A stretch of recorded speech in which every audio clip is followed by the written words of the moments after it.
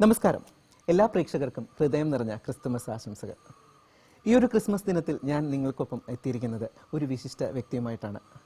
Blessy sir. മലയാള cinema പ്രേക്ഷകർക്ക് കാഴ്ചയുടെ നിറവിസ്മയം നൽകിയ ശ്രീ ബ്ലസി സാറിൻ്റെ വിശേഷങ്ങളും വിവരങ്ങളും ഒക്കെ നമുക്ക് ചോദിച്ചറിയാം. സിനിമാ വിശേഷങ്ങളും ക്രിസ്മസ് വിശേഷങ്ങളും ഒക്കെ നമുക്ക് ഡീറ്റെയിൽ ആയിട്ട് ചോദിച്ചറിയാം. എല്ലാ പ്രേക്ഷകരെയും ഒരിക്കൽ കൂടി സ്വാഗതം ചെയ്യുന്നു. ക്രിസ്തുമസ് ആശംസകൾ നേർന്നുകൊണ്ട്. നമസ്കാരം സർ. നമസ്കാരം. കാഴ്ചയുടെ നിറവിസ്മയം തന്ന ഒരാളാണ്. അതിനു മുമ്പ് ആദ്യമായിട്ട് ജയ്ഹിന്ദ് ടി വിയുടെ ഹൃദയം നിറഞ്ഞ ക്രിസ്തുമസ് ആശംസകൾ സാറിന് നേരുകയാണ്. Thank you. എല്ലാ പ്രേക്ഷകർക്കും എൻ്റെയും ക്രിസ്മസ് പുതുവത്സര ആശംസകൾ. Thank you sir. ഇപ്പോൾ നമുക്ക് ആദ്യം കാഴ്ചയിൽ നിന്ന് തന്നെ തുടങ്ങാം അല്ലേ. ഏകദേശം 22 വർഷങ്ങൾ പിന്നിടുകയാണ് ഈ ഒരു കാഴ്ച എന്ന സിനിമ പ്രേക്ഷകർക്ക് മുമ്പിൽ എത്തിയിട്ട്. ഈ ഒരു നിമിഷത്തിൽ സാറിന് 20 വർഷം ഈ ഒരു നിമിഷത്തിൽ ആ സിനിമയെക്കുറിച്ച് സാറിന് ആദ്യ സിനിമ എന്ന് പറയുമ്പോൾ എപ്പോഴും ഒരു ചലച്ചിത്രകാരനെ സംബന്ധിച്ചിടത്തോളം എന്നും മനസ്സിൽ സൂക്ഷിക്കുന്നതാണ്. പ്രത്യേകിച്ച് കാഴ്ചയിലൂടെ തുടങ്ങി 20 വർഷം മലയാള സിനിമയിൽ ഒരു 8 സിനിമകളാണ് ഞാനിതുവരെ ചെയ്തിട്ടുള്ളത്. അപ്പം ആ സിനിമകൾക്കൊക്കെയും വളരെ വ്യത്യസ്തമായ തരത്തിൽ പ്രേക്ഷകരിൽ നിന്ന് വളരെ സപ്പോർട്ടുണ്ടായി എന്നുള്ളതാണ് ഏറ്റവും വലിയ സന്തോഷമുള്ള കാര്യം. കാഴ്ച 2004 ആണ് നമ്മൾ റിലീസ് ചെയ്തത്. ഇപ്പോൾ 2024 ആടുജീവിതത്തിലേക്ക് എത്തി നിൽക്കുന്നു എന്ന് പറയുന്നത് ഒരു സിനിമയെ സംബന്ധിച്ചിടത്തോളം എൻ്റെ യാത്രകൾക്ക് കൂടുതൽ വലിയ സിനിമകൾ ചെയ്യാൻ സാധിച്ചു എന്നുള്ളതും സന്തോഷമുള്ള കാര്യം. സാറിൻ്റെ ഒരു ഇൻസ്റ്റാഗ്രാം പോസ്റ്റ് ഞാൻ കണ്ടിട്ടുണ്ടായിരുന്നു. 20 വർഷത്തിന് ശേഷം 20 വർഷങ്ങൾക്കിപ്പുറം നിന്ന് സാർ ഒരു ദൈവത്തിന് നന്ദി എന്ന് പറഞ്ഞിട്ടൊരു പോസ്റ്റ്. ചിലപ്പോൾ ഈ ഒരു സിനിമ കാഴ്ചയെക്കുറിച്ച് പറയുകയാണെങ്കിൽ അതിൻ്റെ തിരക്കഥയെക്കുറിച്ച് കൂടി നമുക്ക് പറയേണ്ടത് വരും. സാറ് ഞാൻ എവിടെയോ വായിച്ചതാണ്, സാറ് അതിൻ്റെ തിരക്കഥ എഴുതണം എന്ന് ആദ്യം പ്ലാൻ ചെയ്തിരുന്നില്ല. പിന്നീട് മമ്മൂക്ക നിർദ്ദേശിച്ചിട്ടാണ് ഈ ഒരു തിരക്കഥയിലേക്ക് സാറ് എത്തിച്ചേർന്നതെന്ന് ഇത് കേട്ടിട്ടുണ്ടായിരുന്നു. ഒരു അസിസ്റ്റന്റ് ഡയറക്ടറായിട്ട് സിനിമയിൽ തുടങ്ങിയ എനിക്ക് ഒരു സിനിമയ്ക്ക് ഒരു തിരക്കഥ എഴുതാൻ പറ്റും എന്നുള്ള ഒരു കോൺഫിഡൻസ് ഉണ്ടായിരുന്നില്ല. നന്നായി വായിക്കുകയും ഒക്കെ ചെയ്യുമെങ്കിൽ പോലും സ്വന്തമായൊരു കഥ എഴുതുക, തിരക്കഥ എഴുതുക എന്ന് പറയുന്നത് എനിക്ക് ഏറെ ബുദ്ധിമുട്ടുള്ള കാര്യമാണ്. പക്ഷെങ്കിൽ മലയാളത്തിലെ എക്കാലത്തെയും ഏറ്റവും ശ്രദ്ധേയനായ തിരക്കഥാകൃത്തുക്കളോടൊപ്പം വർക്ക് ചെയ്യാൻ സാധിച്ചു എന്നുള്ളത് പറയുന്നത് എനിക്ക് വലിയൊരു അനുഗ്രഹമായിട്ട് തോന്നിയിട്ടുണ്ട്. പത്മരാജൻ സാറ്, വേണുനാഗവള്ളി, ലോഹിത് ദാസ്, അങ്ങനെ ഒരു പ്രഗത്ഭരായ എഴുത്തുകാരോടൊപ്പം വർക്ക് ചെയ്യാൻ സാധിച്ചത് ആ ഒരു അനുഭവങ്ങളൊക്കെ തീർച്ചയായിട്ടും എനിക്ക് കൂടുതൽ സഹായം നൽകിയിട്ടുണ്ട്. എപ്പോഴൊരു ചലച്ചിത്രകാരൻ്റെ ഒരു പൂർണ്ണതയിലേക്ക് എത്തുന്നത് അയാൾ തനിച്ച് അതിൻ്റെ ഓരോ ഫ്രെയിമുകളും എഴുതുകയും അതിൻ്റെ ഡീറ്റെയിലിങ് തിരക്കഥയിലൂടെ ചെയ്യുകയൊക്കെ ചെയ്യുമ്പോഴാണ് നമുക്കൊരു സാറ്റിസ്ഫാക്ഷനോടുകൂടി നമുക്ക് നമ്മുടെ ഒരു സിനിമ എന്നുള്ള രീതിയിൽ നമുക്ക് പറയാൻ കഴിയുക. കാരണം പലപ്പോഴും ഞാൻ എഴുതുന്നത് ഫ്രെയിമുകളിലൂടെയാണ്. എനിക്ക് ഒരു കഥ എനിക്ക് ഡെവലപ്പ് ചെയ്യുന്നത് ചിലപ്പോൾ ആദ്യമായിട്ട് എൻ്റെ മനസ്സിലേക്ക് ഒരു ഫ്രെയിമായിരിക്കും എത്തുന്നത്. അപ്പം അതിനെ ഏത് രീതിയിലാണ് നമ്മൾ കൊണ്ടുവരുന്നു എന്ന് പറയുന്നത് നമുക്ക് ഡിഫറൻ്റായിട്ട് പറയാൻ സാധിക്കും. സാർ ഇപ്പോൾ പറഞ്ഞതുപോലെ തന്നെ സാർ ഫ്രെയിമിലൂടെയാണ് സിനിമ തുടങ്ങുന്നതെന്ന് പറഞ്ഞു. പക്ഷേ എങ്കിൽ കൂടിയും നമ്മൾ ഒരു സാധാരണ പ്രേക്ഷകൻ എന്ന നിലയിൽ ആ സിനിമകളെ വിലയിരുത്തുകയാണെങ്കിൽ എപ്പോഴും ഒരു സാധാരണക്കാരൻ്റെ ജീവിതവുമായിട്ട് പൊരുത്തപ്പെട്ട് നിൽക്കുന്ന, അല്ലെങ്കിൽ സാധാരണക്കാരൻ്റെ ജീവിതാവസ്ഥകളാണ് പലപ്പോഴും സാറിൻ്റെ സിനിമകളിലൂടെ നമുക്ക് കാണാൻ കഴിഞ്ഞിട്ടുള്ളത്. അപ്പോൾ എങ്ങനെയാണ് അതൊരു സാറിൻ്റെ ഒരു ട്രെൻഡായിട്ട് സാർ കീപ്പ് ചെയ്യുന്നതാണോ അതോ അറിയാതെ വന്നു പോകുന്നതാണോ? അല്ല, ഞാൻ അനുഭവിച്ചിട്ടുള്ളതും എനിക്കറിയാവുന്നതും ഒക്കെ സാധാരണക്കാരൻ്റെ ജീവിതം തന്നെയാണ്. ഞാനിപ്പോഴും ഒരു സാധാരണക്കാരനായിട്ടാണ് ജീവിച്ചുകൊണ്ടിരിക്കുന്നത്. അതല്ലാതെ മറ്റെന്തെങ്കിലും ആണ് എന്നുള്ളത് ഈ കഴിഞ്ഞ 20 വർഷമായിട്ട് എനിക്ക് ഏതെങ്കിലും തരത്തിൽ എൻ്റെ രൂപത്തിൽ കുറച്ച് മാറ്റം വന്നിട്ടുണ്ടെന്നുള്ളതല്ലാതെ മറ്റേതെങ്കിലും തരത്തിൽ മാറ്റം വന്നിട്ടുള്ളതായിട്ട് എനിക്ക് തോന്നുന്നില്ല. അപ്പം സാധാരണ മനുഷ്യരുടേതായിട്ടുള്ള എല്ലാ ഇമോഷൻസിലൂടെയും കടന്നു പോകുന്ന ഒരാളാണ് ഞാൻ. അപ്പം എനിക്ക് ഏറ്റവും പരിചിതമായിട്ടുള്ളതും എൻ്റെ കൂടെ ഉള്ള സമൂഹത്തിനെയാണ്. ആ സമൂഹത്തിനെ സ്പർശിക്കുന്ന തരത്തിലുള്ള അല്ലെങ്കിൽ അവരിലേക്ക് ഇറങ്ങി ചെല്ലുവാൻ എനിക്കധികം പ്രയാസമില്ല. സർ, രണ്ടാമത്തെ സിനിമ എടുക്കുകയാണെങ്കിൽ തന്മാത്രയാണ് സാറിൻ്റെ രണ്ടാമത്തെ ചിത്രം എന്ന് പറയുന്നത്. അതിൽ ലാലേട്ടൻ്റെ ഒരു അഭിനയ മികവ് എന്ന് പറയുന്നത് ഒരു രക്ഷയില്ലാത്തൊരു സംഭവമാണ്. പക്ഷേ അങ്ങനെ ഒരു സാഹചര്യം, അത് ആ ഒരു അവസ്ഥയിലേക്ക് ഒരു ജീവിതം എത്തിച്ചേരുന്നു, അല്ലെങ്കിൽ ഒരു സർക്കാർ ഉദ്യോഗസ്ഥന് അൽഷിമേഴ്സ് പോലുള്ള ഒരു രോഗം വരികയും അതിൽ നിന്നുണ്ടാകുന്ന കാര്യങ്ങളും ഒക്കെ ആയിരുന്നല്ലോ. സർ, അതിന് വേണ്ടിയിട്ട് എന്തെങ്കിലും ഒരു ഹോംവർക്കോ അങ്ങനെ അത്തരത്തിലൊരാളെ പരിചയപ്പെടുകയോ അങ്ങനെ എന്തെങ്കിലും ചെയ്തിട്ടുണ്ടായിരുന്നോ? നമ്മൾ അത്തരമൊരു വളരെ സയൻറ്റിഫിക്കായിട്ട് ഉള്ള, എന്നാൽ നമുക്ക് തീരെ പരിചയമില്ലാത്ത ഒരു രോഗവും രോഗലക്ഷണങ്ങളും ഒക്കെ ധാരാളം നമ്മൾ അതുമായി വായിക്കുകയും പഠിക്കുകയും ചെയ്തു. ക്ലിനിക്കൽ സ്റ്റഡീസൊക്കെ നമ്മൾ ഒരുപാട് നടത്തിയിട്ടുണ്ട്. ഡോക്ടർ ജേക്കബ് റോയ് അദ്ദേഹം ഇല്ല, അദ്ദേഹത്തിനോടൊപ്പം ഒരുപാട് കാര്യങ്ങൾ മനസ്സിലാക്കാനും ഒക്കെ ശ്രമിച്ചിട്ടുണ്ട്. അപ്പം അത് ഒരുപാട് ഡേ കെയർ സെൻ്ററുകളിൽ നമ്മൾ പോയി മനസ്സിലാക്കാൻ സാധിച്ചിട്ടുണ്ട്. പക്ഷെങ്കിൽ അത് എന്നോടൊപ്പം തന്നെ ഒരു നടൻ എന്നുള്ള രീതിയിൽ നമ്മളെ വിസ്മയിപ്പിക്കുന്ന തരത്തിലുള്ള അഭിനയ രീതികൾ കൊണ്ട് ആ കഥാപാത്രത്തിന് രമേശൻ നായരുടെ ഡീറ്റെയിലിംഗ് ആയിട്ടുള്ള ആ യാത്ര, അയാൾ ഡിറ്ററേറ്റ് ചെയ്യുന്ന, അയാൾ മറവിയിലേക്ക് പോകുന്നൊരു യാത്ര ലാലേട്ടനിൽ കൂടെ സാധിച്ചു എന്നുള്ളത് വളരെ സന്തോഷമുള്ള കാര്യമാണ്. അപ്പോൾ അതിനൊരു നല്ല അത്തരത്തിലുള്ളൊരു സയൻറ്റിഫിക് പ്രിപ്പറേഷൻസൊക്കെ ഉണ്ടായിരുന്നു, ക്ലിനിക്കൽ സ്റ്റഡീസൊക്കെ ഉണ്ടായിരുന്നു. എങ്കിലും അതിൻ്റെ ഉള്ളിൽ ഒരു എഴുത്തുകാരൻ എന്നുള്ള രീതിയിൽ ഞാൻ അതിനെ ഫോക്കസ് ചെയ്തിരിക്കുന്നത് ഒരു മറവി രോഗം എന്നുള്ള രീതി മാത്രമല്ല, 3 തലമുറകളുടെ ഒരു ബന്ധം കൂടെയാണ്. മുത്തച്ഛനും മകനും മകനും പറയുന്നത്. അപ്പം അത് നമ്മുടെ ഒരു സാധാരണ ഒരു മിഡിൽ ക്ലാസ് ഫാമിലിയുടെ ഒരു പരിച്ഛേദമാണ്. അതാണ് തന്മാത്ര എന്നുള്ള ഒരു പേര് പോലും അതിലേക്ക് എത്തുന്നത്. മക്കളുടെ ഒരു ജീവിതത്തിന് വേണ്ടി സ്വന്തം ജീവിതത്തിനെ മറക്കുന്ന ഒരു തലമുറ. ഇന്നിപ്പോൾ നമ്മൾ അതിൽ നിന്നൊക്കെ മാറിക്കൊണ്ടിരിക്കുന്ന ഒരു കാലഘട്ടത്തിലാണെങ്കിൽ പോലും എനിക്ക് സാധിക്കാതെ എൻ്റെ മകനിൽ കൂടെ സാധിക്കണം എന്ന് പറയുന്ന സാധാരണക്കാരൻ്റെ മോഹം, ആ മോഹമാണ് എനിക്ക് അതിനകത്ത് ഏറ്റവും കൂടുതൽ സംസാരിക്കാനായിട്ട് സാധിച്ചത്. കൽക്കട്ട ന്യൂസ് എന്ന് പറയുന്ന ചിത്രം വളരെ വ്യത്യസ്തമായ ഒരു ശൈലിയിലെടുത്തൊരു ചിത്രമാണെന്ന് എനിക്ക് തോന്നിയിട്ടുണ്ട്. അപ്പോൾ സാറ് ഉദ്ദേശിച്ച കൺവേ ചെയ്യാനുള്ളൊരു മെസ്സേജ് ആ സിനിമയിലൂടെ പാസ് ചെയ്യാൻ സാധിച്ചിട്ടുണ്ട്? നമ്മൾ ജീവിതത്തിൽ എത്രത്തോളം നമ്മൾ ഭാഗ്യവാന്മാരാണെന്നുള്ളത് പലപ്പോഴും നമുക്കറിയത്തില്ല.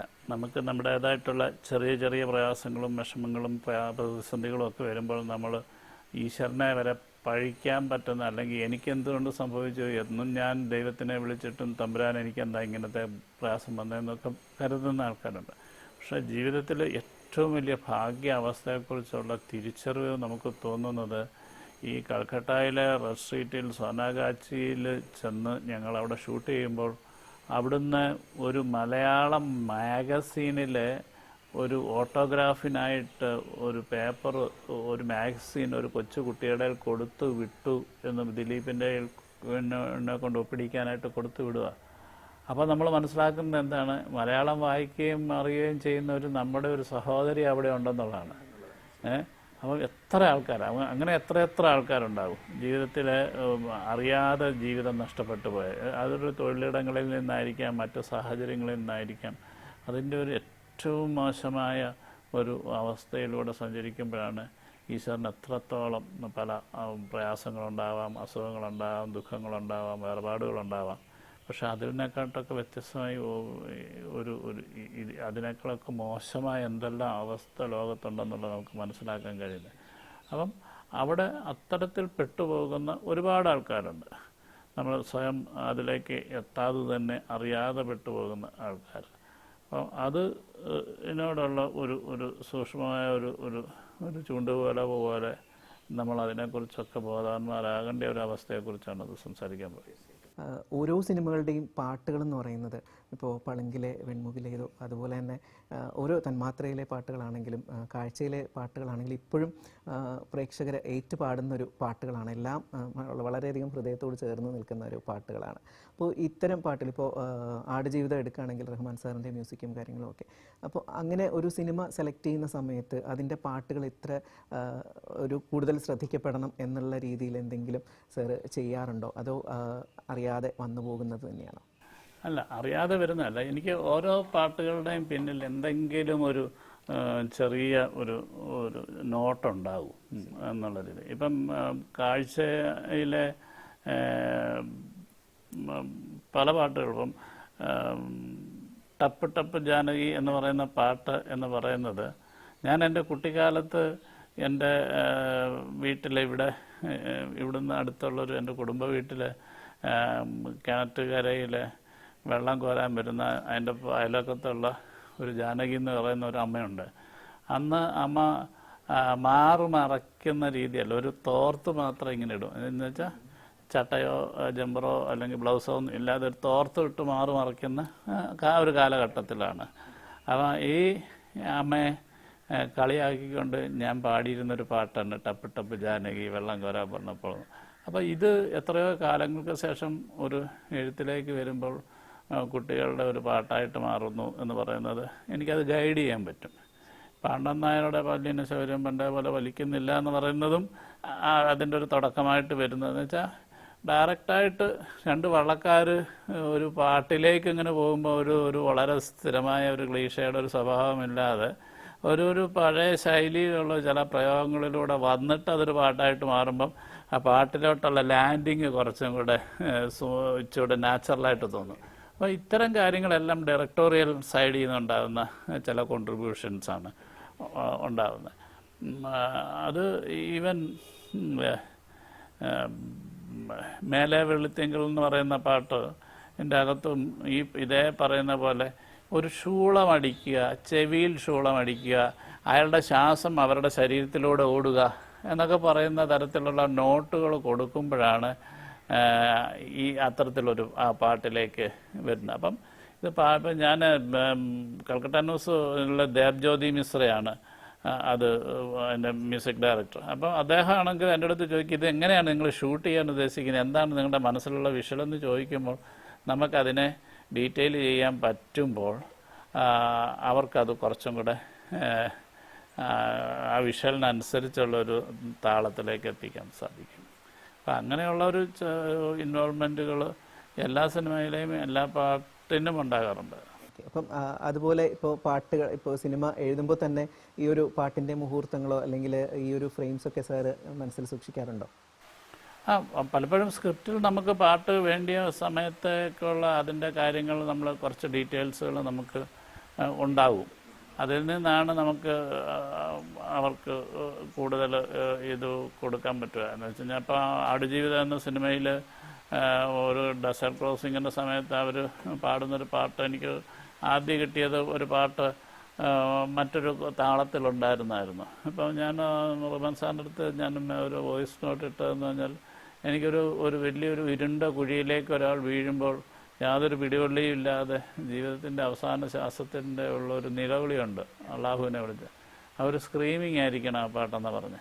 അപ്പോൾ ആ രീതിയിലാണ് യാ ഹില ഇല്ല എന്ന് പറഞ്ഞ് ആ പാട്ടിലേക്ക് എത്തുന്നത്.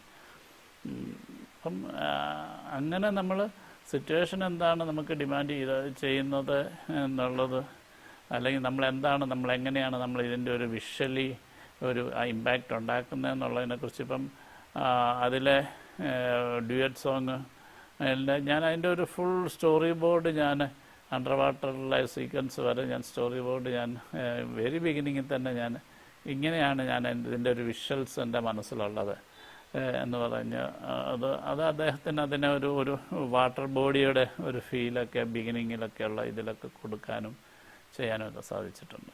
സർ, അതുപോലെ തന്നെ ഈ ഭ്രമരം എന്ന ചിത്രം അത് ഒരു പക്ഷേ ഒരു പ്രതികാരത്തിൻ്റെയും ഒരു ഒറ്റപ്പെടലിൻ്റെയൊക്കെ ഒരു ലാഞ്ചന പോകുന്നൊരു സിനിമയാണല്ലോ.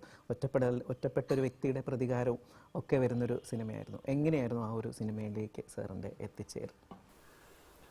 ഈ ഭ്രമരം സിനിമ എന്നെ ഭയങ്കരമായി അത്ഭുതപ്പെടുത്തിയിട്ടുള്ളൊരു സിനിമയാണ്. പ്രത്യേകിച്ച് അതിൻ്റെ ഒരു എഴുത്ത്, അതിൻ്റെ ഒരു സ്ക്രിപ്റ്റിംഗ് എന്ന് പറഞ്ഞാൽ ഒരു കൃത്യമായ ഒരു ധാരണയൊന്നും ഇല്ലാതെ എഴുതിയിട്ടുള്ളൊരു ഇതാണ്. എന്നുവെച്ചാൽ ഒരു തുടക്കത്തിൽ എനിക്കൊരു 3-4 സീനുകൾ മാത്രമേ എൻ്റെ മനസ്സിലുണ്ടായിരുന്നുള്ളൂ. അങ്ങനെ എഴുത്തിലൂടെ ഇങ്ങനെ വളർന്നു വന്ന ഒരു കഥയാണ്. അപ്പോൾ അതിൻ്റെ ഒരു ക്ലൈമാക്സ് എന്താ സംഭവിക്കുന്നത് അല്ലെങ്കിൽ എങ്ങനെയാണെന്നൊന്നും എനിക്കറിയത്തില്ല.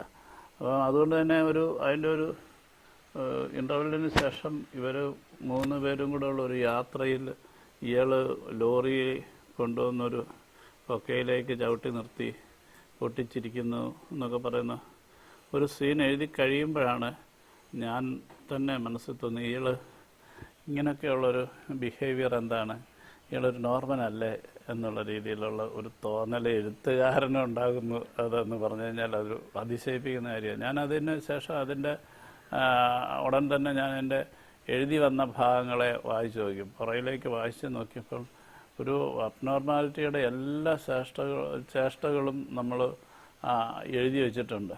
അപ്പം ഞാൻ ഭയങ്കരമായും ഒരു ഈശ്വരാനുഗ്രഹമായിട്ട് കാണുന്ന ഒരു സ്ക്രീൻ പ്ലേ ആണ് ഭ്രമരം. കാരണം ഒരു അറിയാതെ തന്നെ വളർന്നു വന്ന നമ്മളൊരു ബോധപൂർവം നമ്മുടെ ഒരു ആലോചനകൾ കൊണ്ടോ ബുദ്ധി കൊണ്ടോ ഒന്നും എഴുതിയൊരു സ്ക്രീൻ പ്ലേ അല്ല അത്. അതുപോലെ തന്നെ സാറിൻ്റെ സിനിമകളിൽ ഞാൻ ശ്രദ്ധിച്ചിട്ടുള്ളൊരു കാര്യമാണ് സാർ, ഒരു യാദൃശ്ചികമാണോ എന്ന് എനിക്കറിയില്ല. കാരണം തന്മാത്രം എടുത്ത് നോക്കുകയാണെങ്കിൽ അതിൽ ലാലേട്ടൻ കുട്ടിക്കാലത്ത് ഉപയോഗിച്ചിരുന്ന ഒരു കളിപ്പാട്ടത്തിൻ്റെ അല്ലെങ്കിൽ ഒരു വസ്തുവിൻ്റെ ഒരു ഇത് വരുന്നുണ്ട്. അതിനുശേഷം ആടുജീവിതത്തിലേക്ക് വരികയാണെങ്കിൽ ഒരു കൊക്കക്കോളയുടെ ഒരു ബോട്ടിൽ, അതുപോലെ കളിമണ്ണിലേക്ക് വരികയാണെങ്കിൽ നീല മീനുകൾ. അപ്പോൾ അങ്ങനെ ഒരു പ്രേക്ഷകരുടെയൊക്കെ ശ്രദ്ധ പിടിച്ചു പറ്റുന്ന രീതിയിൽ എന്തെങ്കിലുമൊക്കെ നുറുങ്ങുകൾ സാർ അതിലേക്ക് ഇടാറുണ്ട്. പ്രണയത്തിൻ്റെ അകത്തൊരു ബട്ടർഫ്ലൈ ഉണ്ട് ഇങ്ങനെ വരുന്നത്. അപ്പം ഞാൻ ഇത്തരം ചോദ്യങ്ങൾ വരുമ്പോഴാണ് കൂടുതലും നമുക്കതിനെ മനസ്സിലാക്കുന്നത്. പക്ഷേ എനിക്ക് ഒരു എഴുത്തിൽ എൻ്റെ ഒരു പ്രത്യേകത, ഞാൻ ഒരുപാട് ഒരു കാര്യം നടക്കുന്ന ഒരു സീൻ നടക്കുന്ന അന്തരീക്ഷത്തിനെക്കുറിച്ച് അതിൻ്റെ ചുറ്റുപാടുകളെക്കുറിച്ച് ഞാൻ ഒരുപാട് മനസ്സിൽ കാണും. അപ്പം അപ്പോഴാണ് നമുക്ക് ഇന്ന കാര്യങ്ങളൊക്കെ അവിടെ ഉണ്ടാകും, അവിടെ ഉണ്ടായാൽ നന്നായിരിക്കും എന്ന് തോന്നുന്നത്. ഇപ്പം പ്രണയത്തിൽ 3 പേർ, അതായത് ആദ്യ ഭർത്താവും ഇപ്പോൾ കൂടെയുള്ള ഭർത്താവും ഒരു സ്ത്രീയും 2 പുരുഷന്മാരും അവരുടെ ഒരു വാർദ്ധക്യത്തിൽ അവരൊരുമിച്ച് കാണുമ്പോൾ സ്വാഭാവികമായിട്ട് പരസ്പരം പരിചയപ്പെടുമായിരിക്കാം. അതിനുശേഷം എന്ത് പറയും? സുഖമല്ലേ എന്ന് ചോദിക്കാൻ പറ്റുമോ? കാരണം എന്തായിരിക്കും ഇവർ തമ്മിലുള്ള ഒരു ടോപ്പിക്, എങ്ങനെയായിരിക്കും ഒരു സീൻ ഡെവലപ്പ് ചെയ്യുക എന്നുള്ളതിനെക്കുറിച്ച് ഞാൻ ഒരുപാട് ആലോചിച്ചു. അപ്പോഴാണ് അയാൾ നമ്മൾ ചില ഫിലോസഫിയൊക്കെ പറയുന്നതുമൊക്കെ കയ്യിലിരിക്കുന്ന ആ കക്ക വലിച്ച് ദൂരേക്ക് എറിഞ്ഞിട്ട് രണ്ടാമത്തെ കക്ക എറിയുമ്പോൾ ആദ്യത്തേനേക്കാൾ കൂടുതൽ പോയതിനെക്കുറിച്ചൊക്കെ പറഞ്ഞിങ്ങനെ അതായത് എവിടെയും ഇല്ലാത്ത, ആർക്കും വേദനിക്കാത്ത, എന്നാൽ തൻ്റെ നഷ്ടങ്ങളെക്കുറിച്ച് പറയുന്ന ഒരു സീക്വൻസിലൂടെ കടന്നു വരുമ്പോഴാണ് വീണ്ടും അറിയാതെ ഈ ബട്ടർഫ്ലൈ അവരുടെ ഇതിലേക്ക്. അപ്പോൾ ഈ ബട്ടർഫ്ലൈയെ എന്നിട്ട് തിരിച്ച് മേലെ അങ്ങ് ചെല്ലുമ്പോൾ ആ ബട്ടർഫ്ലൈയെ ഇറക്കി വിട്ടിട്ട് കഥ അടയ്ക്കാവൂ എന്ന് പറയുമ്പോൾ ഞാൻ ആ സീൻ എഴുതിയത് മാറ്റി വെച്ചതാണ്. കാരണം അതൊക്കെ ഒരു ചെറിയ സീനല്ലേന്ന് വെച്ചാൽ. പിന്നെ ഒരു ഫിലോസഫിക്കൽ നോക്കുമ്പോൾ ഒരു ചെറിയ ഒരു പ്രാണിയോട് പോലും കൺസേൺ ആകുന്ന ഒരാളുടെ മനസ്സിനെ കുറിച്ച് ഒരു വലിയ വലിപ്പം, പ്രത്യേകിച്ച് ഒരു ഫിലോസഫറിൻ്റെ ഒരു ജീവിത രീതിയെ നമുക്ക് പ്രതിപാദിക്കാനായിട്ട് പറ്റുന്നത്. അപ്പം അതൊരു ഒബ്സർവേഷൻ്റെ ഭാഗമായിരിക്കാം.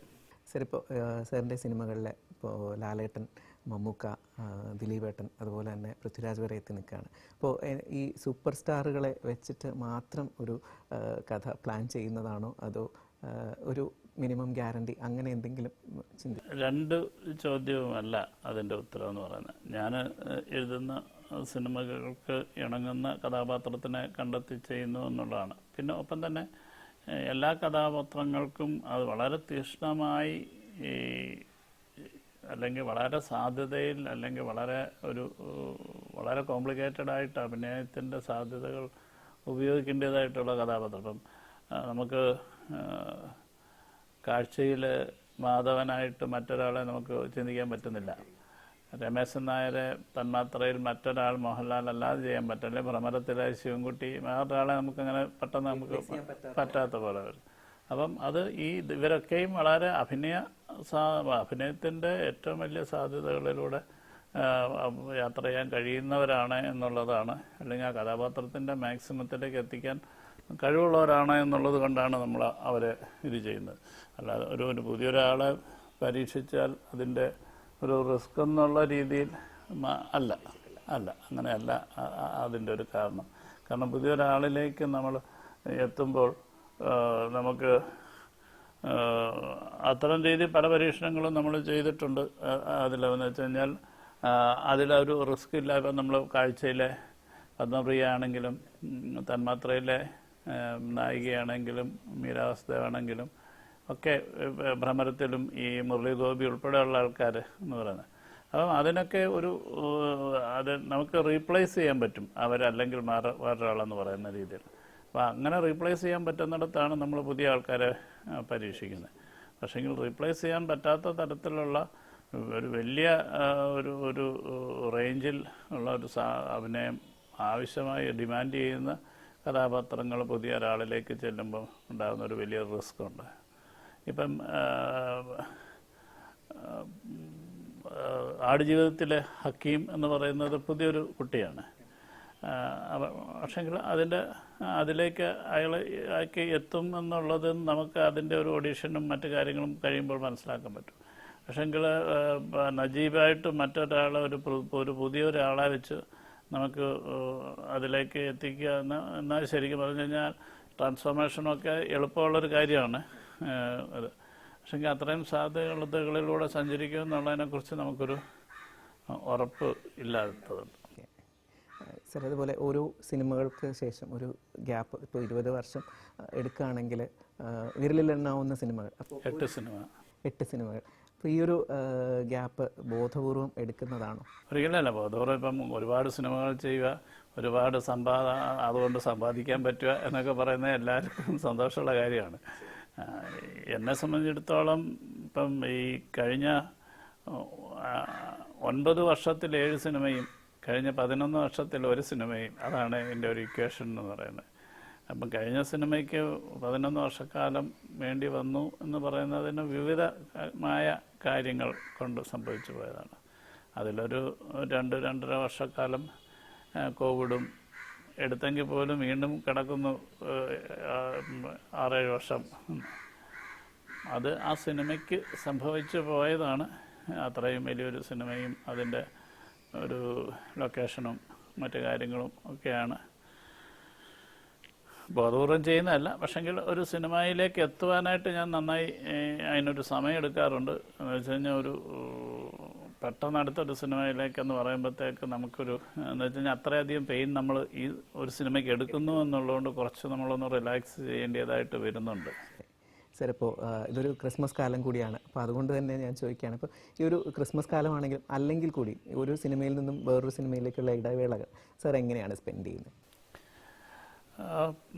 ഇടവേളകളായിട്ട് നമുക്കൊരു കംപ്ലീറ്റ് നമ്മൾ സിനിമയിൽ നിന്നോ മറ്റു കാര്യത്തിൽ നിന്നോ മാറി നിൽക്കുന്ന ഒരു അനുഭവം ഉണ്ടാകത്തില്ല. ഇപ്പം കഴിഞ്ഞ ഒരു മാർച്ചിൽ ആടുജീവിതം റിലീസ് ചെയ്തിട്ടുള്ളതാണ്. പക്ഷേ ഇപ്പോഴും ഞാൻ ആടുജീവിതത്തിൻ്റെ സ്ക്രീനിങ്ങുകൾ പലയിടത്തും നടക്കുന്നു, ഫെസ്റ്റിവൽസിൽ നടക്കുന്നു.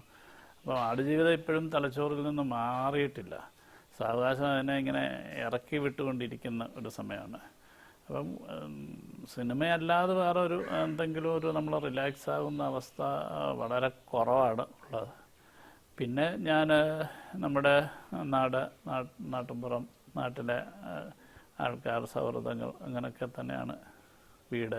അതുപോലെ കളിമണ്ണിൻ്റെ വിശേഷങ്ങളിലേക്ക് വരും. കളിമണ്ണ് എന്ന് പറയുന്ന ഒരു സിനിമ എന്ന് പറയുന്നത് വളരെ എക്സ്ട്രീമായിട്ടുള്ളൊരു എന്താ പറയുന്ന ഒരു പരീക്ഷണം, അല്ലെങ്കിൽ അങ്ങനെ ഒരു സീൻ പ്രേക്ഷകർക്ക് മുമ്പിൽ എത്തുന്നു, അല്ലെങ്കിൽ വേറൊരു സാഹചര്യം, ഒരു സാധ്യത, ഒരു കുഞ്ഞിൻ്റെ ഉണ്ടാവാനുള്ള ഒരു സാധ്യത കൂടി അറിയപ്പെടുത്തുന്ന ഒരു സിനിമ കൂടിയാണല്ലോ കളിമണ്ണ് എന്ന് പറയുന്നത്. അപ്പോൾ ആ ഒരു കളിമണ്ണ് എന്ന സിനിമയിലേക്ക് ഉണ്ടായിരുന്നൊരു ഹോംവർക്ക് എന്തായിരുന്നു? കളിമണ്ണിലേക്ക് ഞാൻ എത്തുന്നത് എന്ന് പറഞ്ഞാൽ എൻ്റെ മനസ്സിലേക്ക് ആദ്യം ഓടിയെത്തുന്നത് അഭിമന്യുവിനെ കുറിച്ച് ഓർക്കുമ്പോഴാണ്. ഗർഭത്തിൽ കിടന്ന് പുറത്ത് നടക്കുന്ന കാര്യങ്ങളെക്കുറിച്ച് ഉള്ള അറിവുകൾ നേടുന്ന ഒരു ഗർഭസ്ഥ ശിശു എന്ന് പറയുന്നത്. ആ ഒരു കോൺസെപ്റ്റിൽ നിന്നാണ് ഞാൻ ഇതിലേക്ക് അതിൻ്റെ കൂടുതൽ കാര്യങ്ങളെ ചിന്തിച്ച് തുടങ്ങിയിട്ടുള്ളത്. പക്ഷെങ്കിൽ ആ സിനിമ ഇറങ്ങി ഏതാണ്ട് 2 വർഷം കഴിഞ്ഞപ്പോൾ ഇതേപോലെ തന്നെ ബ്രെയിൻ ഡെത്ത് ആയ അയാളിൽ നിന്ന് സെമൻ കളക്ട് ചെയ്തിട്ട് അയാൾക്ക് ഒരു കുഞ്ഞുണ്ടായി എന്നൊക്കെ പറയുന്നതിൻ്റെയൊക്കെ ഒരു റിയൽ എക്സ്പീരിയൻസ് ഉണ്ടായിട്ടുണ്ട്. കളിമണ്ണ് ഒരു ഒരു സയൻറ്റിഫിക്കലി ഇനിയും സാധ്യതകൾ ഉള്ള ഒരുപാട് സ്റ്റെം സെൽസ്, IVF ഇത്തരത്തിലുള്ള കാര്യങ്ങളെക്കുറിച്ചുള്ള ഒരു പരീക്ഷണം കൂടിയായിരുന്നു ആ സിനിമ എന്ന് വേണമെങ്കിൽ പറയാം. ഒപ്പം തന്നെ ഈ മാതൃത്വം എത്രത്തോളം തീവ്രമായി നമ്മളെ ബന്ധിപ്പിക്കുന്നു, ഓരോരുത്തരെയും ബന്ധിപ്പിക്കുന്നു എന്നുള്ളതിൻ്റെ ഒരു തിരിച്ചറിവൂടെ ഈ കാലത്ത് അറിയണമെന്നുള്ളതിൻ്റെ ഒരു ആഗ്രഹം കൂടിയായിരുന്നു ആ സിനിമയുടെ പിന്നിൽ. ചിലപ്പോൾ അതുപോലെ തന്നെ ഇനി നമുക്ക് ആടുജീവിതത്തിലേക്ക് തന്നെ വരാം. സാർ ഒരുപാട് ഇൻ്റർവ്യൂസ് ആടുജീവിതത്തിന് വേണ്ടി കൊടുത്തിട്ടിരിക്കുന്ന ഒരാളാണ്. അപ്പോൾ അതുകൊണ്ടാണ് ബാക്കി സിനിമകളൊക്കെ വിശേഷങ്ങളൊക്കെ പങ്കുവച്ചതിന് ശേഷം ലാസ്റ്റിൽ ആടുജീവിതത്തെക്കുറിച്ച് ചോദിക്കാം എന്ന് കരുതിയത്. സാറ് സംസാരിക്കുമ്പോൾ തന്നെ അതിലൊരു ജീവിതത്തിൻ്റെ അല്ലെങ്കിൽ ഒരു ജീവിതം എന്ന മരുഭൂമിയുടെ ഒരു ചൂട് അറിയാൻ പറ്റുന്നുണ്ട്. അപ്പോൾ അങ്ങനെ ഒരു സിനിമ, ഒരു നോവൽ സിനിമയാക്കുമ്പോൾ സാറ് ഒരുപാട് വർഷത്തെ പ്രയത്നവും എടുത്തിട്ടുണ്ടായിരുന്നല്ലോ. അപ്പോൾ ആ ഒരു എക്സ്പീരിയൻസ് എങ്ങനെയായിരുന്നു? ആ ഒരു ഈ ഒരു നോവലാണ് സിനിമയാക്കാൻ പോകുന്നത് എന്ന് ചിന്തിച്ചൊരു സമയം എപ്പോഴായിരുന്നു സാർ? ഞാൻ ആദ്യമായിട്ടാണ് ഒരു നോവലിൽ നിന്ന് കടം കൊണ്ടിട്ടുള്ള ഒരു കഥ സ്വീകരിക്കുന്നതും അതിനൊരു തിരക്കഥ ഉണ്ടാക്കുന്നതും ഒക്കെ. മലയാളികൾ ഏറെ വായിച്ചിട്ടുള്ള ഒരു പുസ്തകത്തിനെ ആസ്പദമാക്കി ഒരു തിരക്കഥ എഴുതുക എന്ന് പറയുന്നത് തന്നെയാണ് ഏറ്റവും ദുഷ്കരമായ ഒരു കാര്യം. കാരണം വായനക്കാരുടെ മനസ്സിലൊക്കെ ഓരോ ബിംബങ്ങളുണ്ടാകും. ആ ബിംബങ്ങളല്ലാതെ അല്ലെങ്കിൽ അതിന് അനുയോജ്യമായോ അല്ലെങ്കിൽ അതിനേക്കാൾ മുകളിലോ സഞ്ചരിക്കാൻ സാധിക്കുമ്പോഴാണ് നമുക്ക് അത് വ്യത്യസ്തമായ രീതിയിലേക്ക് അതിനെ എത്തിക്കാൻ കഴിയുക. അപ്പം അതുതന്നെ വളരെ ചലഞ്ചായിരുന്നു. ഒപ്പം തന്നെ നോവലിൽ ഒരു നോവലെന്ന് പറയുമ്പോൾ നമുക്ക് ഡിഫറൻ്റായിട്ടുള്ള പല ചാപ്റ്ററിൽ കൂടെയാണ് അത് പോകുന്നതെങ്കിൽ സിനിമയ്ക്ക് ഒരു വലിയൊരു കണ്ടിന്യൂറ്റി ഒക്കെ ആവശ്യമുണ്ട്. അപ്പം ഒരു സ്ക്രീൻ പ്ലേയിലേക്കുള്ള ഒരു വളർച്ച അല്ലെങ്കിൽ സ്ക്രീൻ പ്ലേയിലേക്ക് എത്തിക്കുക എന്ന് പറയുന്നത് വളരെ ഏറ്റവും ദുഷ്കരമായ കാര്യമായിരുന്നു. കാരണം അജീവ് മരുഭൂമിയിൽ ഒറ്റപ്പെട്ടിരിക്കുമ്പോൾ അയാളുടെ ചിന്തകളിൽ, അയാളുടെ ഓർമ്മകളിൽ അല്ലെങ്കിൽ അയാൾ സ്വയം പറയുന്നതിൽ കൂടെയൊക്കെയാണ് അത് കഥ പറയുന്നതെന്നുണ്ടെങ്കിൽ നമുക്കങ്ങനെ സിനിമയിൽ അങ്ങനെ ഒരാൾ തനിച്ചിരുന്ന് വർത്തമാനം പറയുന്നതായിട്ട് കാണിക്കാൻ പറ്റത്തില്ല, അരോചകമായിട്ട് തോന്നും. അപ്പം തന്നെ അറബി സംസാരിക്കുന്നതൊക്കെ മലയാളത്തിലാണ്. അയാളെന്താണ് ചീത്ത വിളിക്കുന്നത്, അയാളെന്താണ് പറയുന്നത് എന്നുള്ള മലയാളത്തിലൂടെയാണ് നമുക്ക് കഥയിൽ മനസ്സിലാക്കാം, നോവൽ വായിക്കാൻ പറ്റും. പക്ഷെ നമ്മൾ സിനിമയിൽ അറബിയായിട്ട് തന്നെയാണ് പറയുന്നത്, അത് മനസ്സിലാക്കി കൊടുക്കണം. അപ്പോൾ ഇത്തരത്തിലുള്ള ഒരു വലിയൊരു അധ്വാനം അതിൻ്റെ പിന്നിൽ ഉണ്ടായിരുന്നു. അതിൻ്റെ ഒരു ആ സിനിമയുടെ ഏറ്റവും ആദ്യത്തെ വലിയ ടാസ്ക് എന്ന് പറയുന്നത് ഇതിനെ ഒരു സ്ക്രീൻ പ്ലേയിലേക്ക് എത്തിക്കുക എന്നുള്ളതായിരുന്നു. പ്രത്യേകിച്ച് ഒരു 43 അധ്യായങ്ങളിൽ ഉണ്ടായിരുന്നുകൊണ്ട് തന്നെ ഇതിൽ നിന്ന് ഏറ്റവും പ്രധാനപ്പെട്ട കാര്യങ്ങൾ നമ്മൾ തിരഞ്ഞെടുക്കുക. ഒപ്പം തന്നെ കൂടുതലായിട്ട് നമ്മുടേതായിട്ടുള്ളൊരു വേഷം ഉണ്ടാവുമല്ലോ എപ്പോഴും. അപ്പം അതിനകത്ത് ആടുകൾ തമ്മിൽ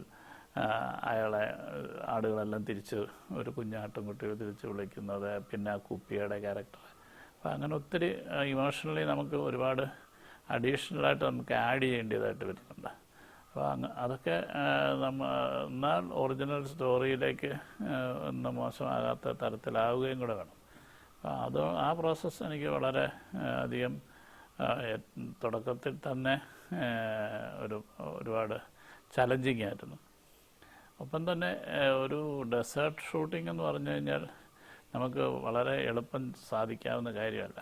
കാരണം ഒന്ന് ഡെസേർട്ടിൽ ആകെ നമുക്ക് പുറത്തിറങ്ങി നടക്കാൻ പറ്റുന്ന ഒരു കാലാവസ്ഥ എന്ന് പറഞ്ഞാൽ 1-2 മാസമേ ഉള്ളൂ. അതൊരു മാർച്ച്, ഏപ്രിൽ, മെയ് എന്നൊക്കെ പറയുന്നതാണ്. മാർച്ച്, ഏപ്രിൽ, മെയ് ഒക്കെയാണ്. ഫെബ്രുവരിയൊക്കെ ഭയങ്കര തണുപ്പായിരിക്കും. മാർച്ച്, ഏപ്രിലൊക്കെയാണ് ഒരു കൊള്ളാവുന്ന ഒരു ക്ലൈമറ്റ് എന്ന് വേണമെങ്കിൽ പറയാം. ഈ ക്ലൈമറ്റ് നോക്കിയിട്ട് വേണം നമുക്ക് ഷൂട്ടിങ് പ്ലാൻ ചെയ്യാൻ. അതുകൊണ്ടാണ് പല ഷെഡ്യൂൾസായിട്ട് നമ്മളതിനെ കൊണ്ടുവരേണ്ടി വരുന്നത്. അപ്പം ഒപ്പം തന്നെ ഈ ക്ലൈമറ്റിലും നമുക്കൊരു പകല് ഒരു 11 മണി തൊട്ട് ഒരു 3 മണി വരെ നമുക്ക് ഷൂട്ട് ചെയ്യാൻ പറ്റത്തില്ല. കാരണം അത്രയധികം പൊള്ളുന്ന ചൂടായിരിക്കും ഉണ്ടാവുക. അപ്പം ഇതിനെയൊക്കെ അതിൻ്റെ അനുസരിച്ച് ലൈറ്റിനനുസരിച്ച് ക്രമീകരിച്ച് ഷൂട്ട് ചെയ്യുക എന്ന് പറയുന്നതും, ഒപ്പം തന്നെ ഈ മൃഗങ്ങൾ, ആടുകളെന്ന് പറഞ്ഞാൽ യാതൊരു അനുസരണയില്ലാത്തൊരു മൃഗമാണല്ലോ. അപ്പോൾ അതിനെ ആടുകളും ഒട്ടകങ്ങളും ഒക്കെ ചേർന്ന് ചെയ്യുക എന്നൊക്കെ പറഞ്ഞാൽ സാധാരണ ഒരു സിനിമയ്ക്ക് ഉണ്ടാകാറുള്ള ഫേസ് ചെയ്യേണ്ടതായിട്ടുള്ള ബുദ്ധിമുട്ടുകളല്ല ഈ സിനിമയ്ക്ക് നമുക്ക് നേരിടേണ്ടി വന്നിട്ടുള്ളത്.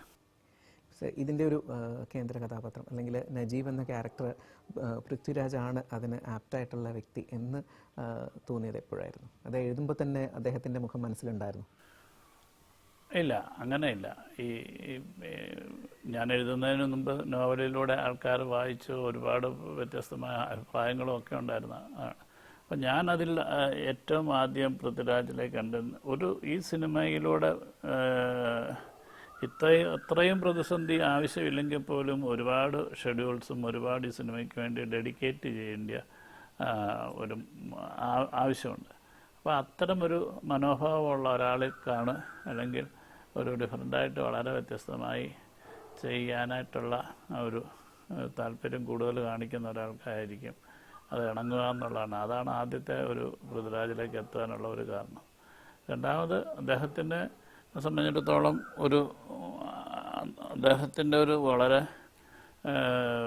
വ്യത്യസ്തമായ അല്ലെങ്കിൽ ഒരു സാധാരണക്കാരൻ്റെ ഒരു ബലിഷ്ഠനായ ഒരു മനുഷ്യൻ. അയാൾ പിന്നീട് വളരെ മെലിഞ്ഞ് ശരീരമൊക്കെ പോയി ആ ട്രാൻസ്ഫോർമേഷൻ അത്രയും അങ്ങനെയുള്ള ഒരാൾക്ക് സംഭവിക്കുമ്പോൾ വളരെ തീരെ ഓൾറെഡി മെലിഞ്ഞ ഒരാൾക്ക് അതിലേക്ക് എത്താൻ പറ്റില്ലല്ലോ. അപ്പം തന്നെ ഈ സിനിമയിലെ കഥാപാത്രം നമുക്ക് നേരത്തെ കണ്ട് പരിചയമുള്ള ഒരാളിൽ നിന്ന് കോപ്പി ചെയ്യാൻ പറ്റുന്നതല്ല, അല്ലെന്നുണ്ടെങ്കിൽ നമുക്കൊരു എക്സാമ്പിളായിട്ട് എടുക്കാൻ പറ്റുന്നതല്ല. അപ്പോൾ അതുകൊണ്ട് തന്നെ ഒരു വലിയൊരു ഇമാജിനേഷൻ കഥാപാത്രത്തിനെ കൺസീവ് ചെയ്യണമെന്നുണ്ടെങ്കിൽ ആർട്ടിസ്റ്റിനെ സംബന്ധിച്ചിടത്തോളം ആവശ്യമാണ്. അപ്പോൾ ഇതിനൊക്കെ വളരെ ഒരു ഇൻ്റലിജൻ്റ് ആയിട്ടുള്ള ഒരു അപ്രോച്ച് ഈ ആർട്ടിസ്റ്റിൽ നിന്നുണ്ടാകണം. അതൊക്കെ പൃഥ്വിക്കുണ്ട് എന്നുള്ളത് കൊണ്ടാണ്. ശരി, ഇപ്പോൾ പറഞ്ഞതുപോലെ തന്നെ ആ സിനിമയ്ക്ക് വേണ്ടിയിട്ട് ഒരുപാട് സമയം വർഷങ്ങൾ സ്പെൻഡ് ചെയ്യേണ്ടി വന്നിട്ടുണ്ട്. അതുപോലെ തന്നെ കോവിഡ് ഉൾപ്പെടെയുള്ള പല പ്രതിസന്ധികൾ നേരിടേണ്ടിയും വന്നിട്ടുണ്ട്. അപ്പോൾ ഈ ഒരു ഘട്ടത്തിലൂടെയൊക്കെ കടന്നു പോയപ്പോൾ എപ്പോഴെങ്കിലും ഒരു പിൻവലിയണം അല്ലെങ്കിൽ ഇത് മുമ്പോട്ട് പോകുമോ എന്ന് തോന്നിയ അവസ്ഥ എപ്പോഴെങ്കിലും ഉണ്ടായിട്ടുണ്ടോ? ഒരിക്കലും ഉണ്ടായിട്ടില്ല. അങ്ങനെ ഉണ്ടായില്ല എന്നുള്ളത് കാരണം എനിക്ക് സിനിമയല്ലാതെ ഞാൻ കോവിഡുമായി ബന്ധപ്പെട്ട് ആൾക്കാർ എങ്ങനെയെങ്കിലും അവിടെ നിന്ന് ഓടി രക്ഷപ്പെട്ട് നാട്ടിലെത്തണമെന്ന് വിചാരിച്ചുകൊണ്ട് ബഹളം വെച്ച ആൾക്കാർ നമ്മുടെ യൂണിറ്റിലുണ്ട്. അപ്പോഴും ഞാൻ പറയുന്നത് ഇത് നമുക്ക് അങ്ങനെ നമ്മൾ നാട്ടിൽ വന്നിട്ട് എന്ത് കാര്യം? ഒരു പരാജിതനായി ഷൂട്ട് ചെയ്യാൻ സാധിക്കാതെ ഞാൻ ഉദ്ദേശിച്ച രീതിയിൽ ഷൂട്ട് ചെയ്യാൻ പറ്റാത്ത തരത്തിൽ ഷൂട്ട് ചെയ്യാതെ ഞാൻ തിരിച്ച് നാട്ടിൽ മടങ്ങി സേഫായിട്ട് ഇവിടെ വന്നിട്ട് ജീവിച്ചിട്ട് എന്ത് കാര്യം? മരിക്കുകയാണെങ്കിൽ പോലും ആ ഒരു മരണത്തിനെ നല്ല രീതിയിൽ ഏറ്റെടുക്കുക എന്ന് പറയുന്നൊരു കാര്യമുണ്ട്. അപ്പോൾ അത്തരത്തിൽ സിനിമയോട് നമ്മൾ അത്രയധികം സ്നേഹിക്കുന്നു. നമുക്ക് അതല്ലാതെ വേറൊരു ഐഡൻറ്റിറ്റി ഇല്ലയെന്ന് വിചാരിക്കുന്നു. അതുകൊണ്ട് തന്നെയാണ് ഒരിക്കലും ഇത് എപ്പോഴെങ്കിലും ഉപേക്ഷിച്ച് പോവുക എന്നല്ല. ഓരോ പ്രതിസന്ധി ഉണ്ടാകുമ്പോഴും നമ്മൾ ഇതിനെ എങ്ങനെയാണ് ചലഞ്ച് ചെയ്യുക. സിനിമയുടെ സംഗീതത്തിന് വേണ്ടിയിട്ട് റഹ്മാൻ സാറിനെ അപ്രോച്ച് ചെയ്യുമ്പോൾ റഹ്മാൻ സാറിൻ്റെ കയ്യിൽ ഈ ഒരു സിനിമ ഭദ്രമായിരിക്കും എന്ന് സാറിന് ഉറപ്പുണ്ടായിരുന്നു. പക്ഷേ എങ്കിൽ കൂടിയും ആ ഒരു സിനിമയിലേക്ക് ഈ ഒരു സംഗീതം കൂടി ലയിച്ച് ചേരണം എന്നുള്ളത് സാറിൻ്റെ ഓർമ്മയിൽ എപ്പോഴെങ്കിലും നേരത്തെ ഇദ്ദേഹം തന്നെയാണ് ചെയ്താൽ മാത്രമേ ശരിയാകുള്ളൂ എന്നോ അങ്ങനെ എന്തെങ്കിലും തോന്നിയിട്ടുണ്ടോ?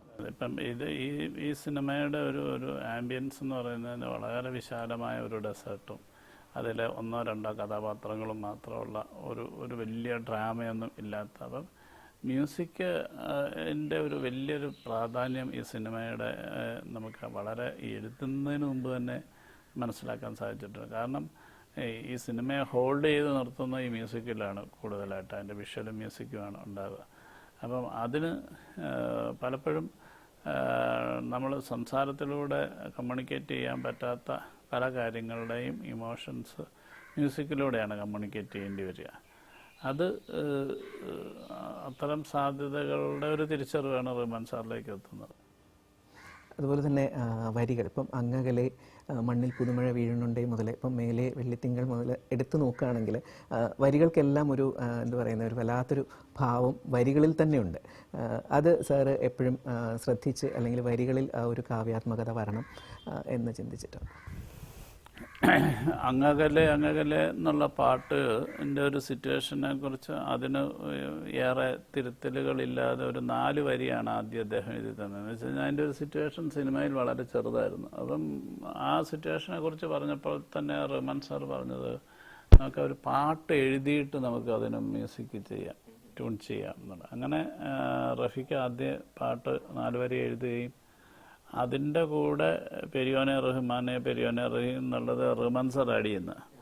അപ്പം അങ്ങനെ ആണ് ആ പാട്ടിൻ്റെ 4 വരി ഈ മ്യൂസിക് ആകുന്നത്, പാട്ടാകുന്നത്. അപ്പം ആ പാട്ട് കേട്ടപ്പോൾ ഞാൻ പറഞ്ഞു കുറച്ചും കൂടെ നമുക്ക് ഈ പാട്ട് വേണം എന്ന് പറഞ്ഞിട്ടാണ് വീണ്ടും കുറച്ച് വരികളോടെ എഴുതിക്കുകയും അത് പിന്നെ മ്യൂസിക് കൊടുക്കുകയൊക്കെ ചെയ്യുന്നത്. മറ്റേ പാട്ടുകൾക്കുമൊക്കെ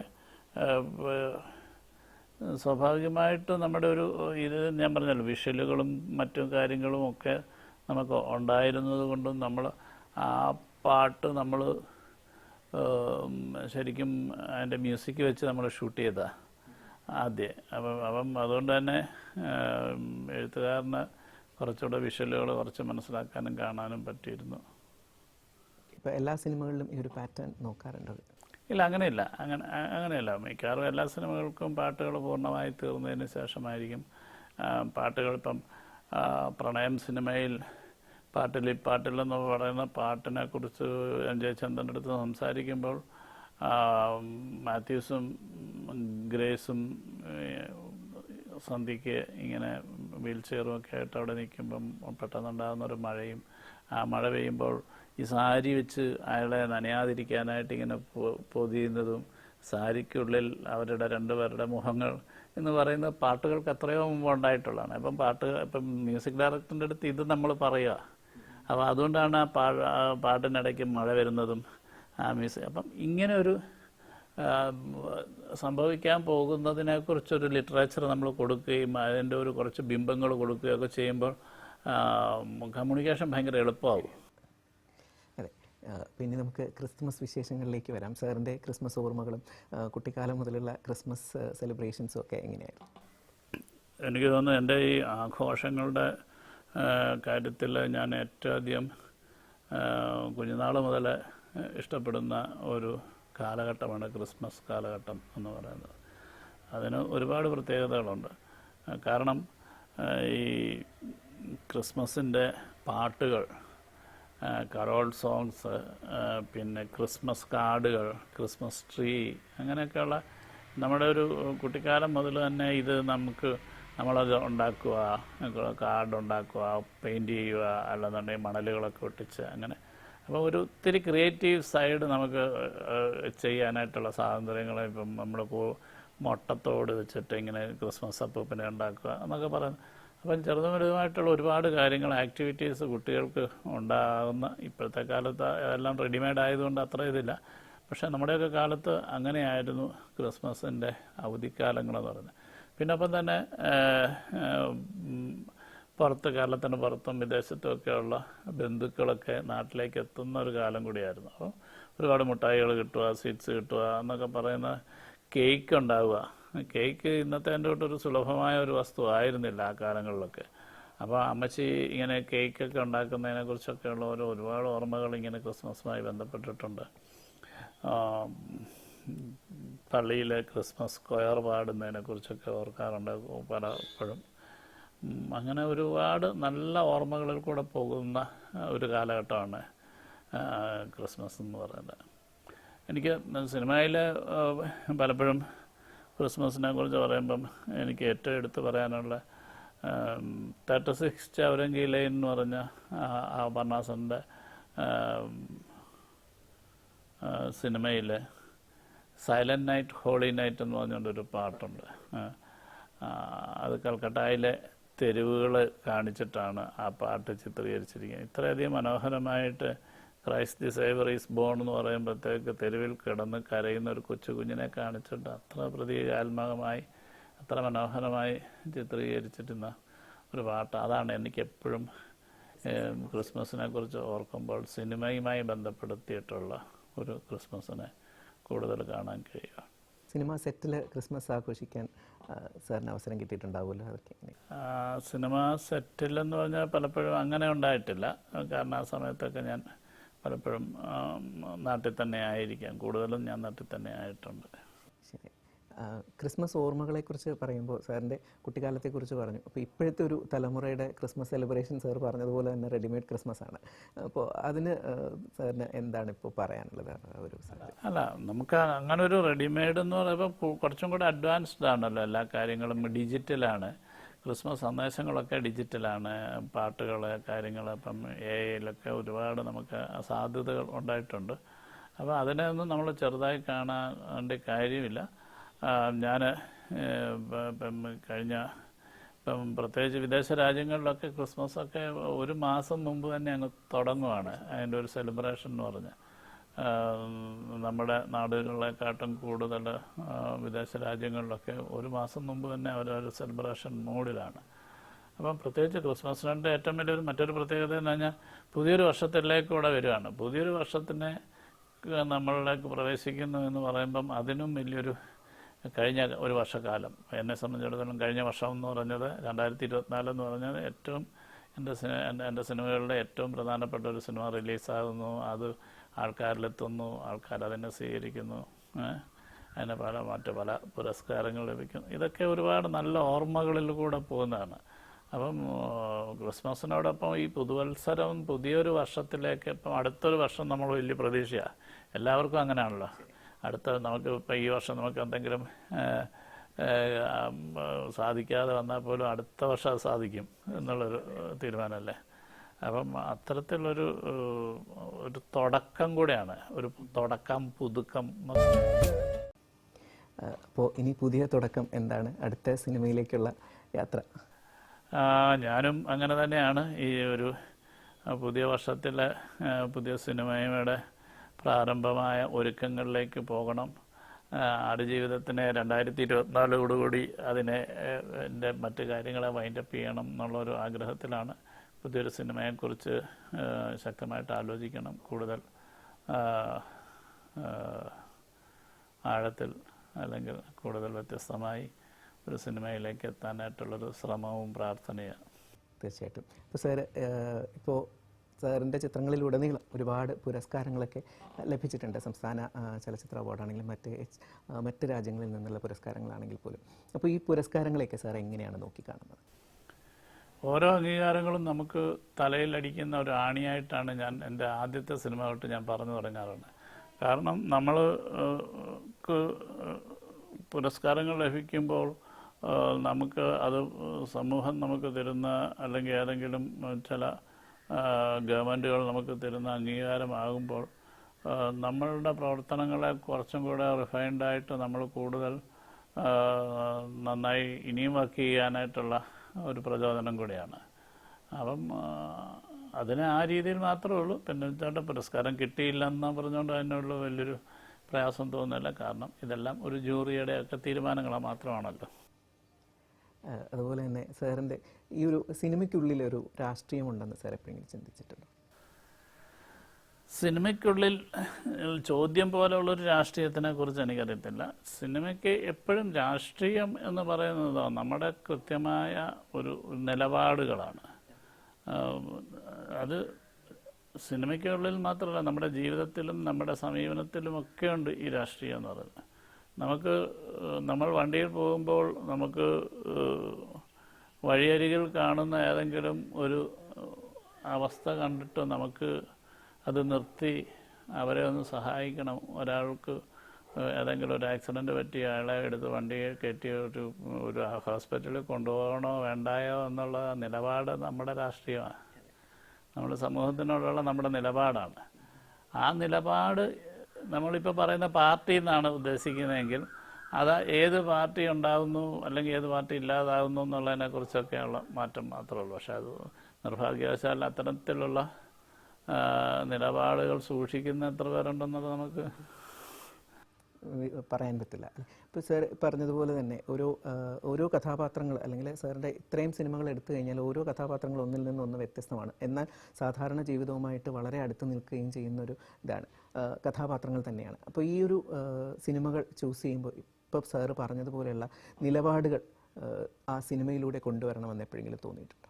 തീർച്ചയായിട്ടും. എന്നുവെച്ചാൽ എല്ലാ ആൾക്കാർക്കും ഒരു വ്യക്തമായ നിലപാടുകളിൽ ഉള്ളവരാണ്.